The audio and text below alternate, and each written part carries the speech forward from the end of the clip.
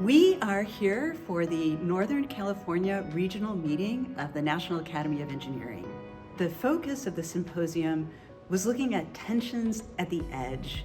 So these are sort of the competing objectives and the unintended consequences that can come from engineering solutions.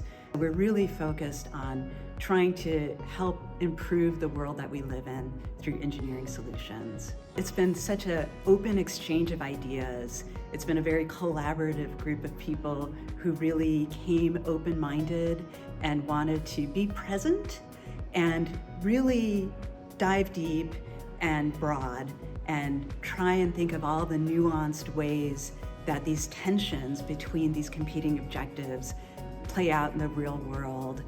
We had tours of some of the college's new facilities that we really want to highlight. Our new Engineering Student Design Center, which is a giant makerspace, our clean room, and the brand new coffee center, which is all about climate resilience, sustainability, and bringing more scientific method to the production and brewing of coffee.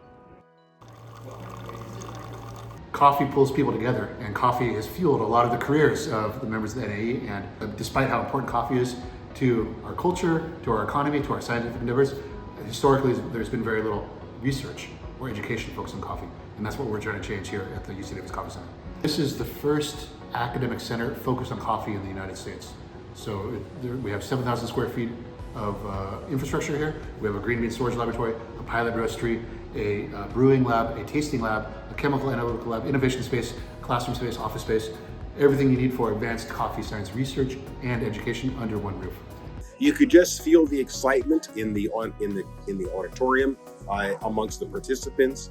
When we got to Q&A periods, you could sense there were many more questions. There were actually time for us to answer. And in fact, a number of people in the audience wanted to try to get into some rather detailed and deep discussions because they were so enamored and interested in the topics that were being covered during the actual session.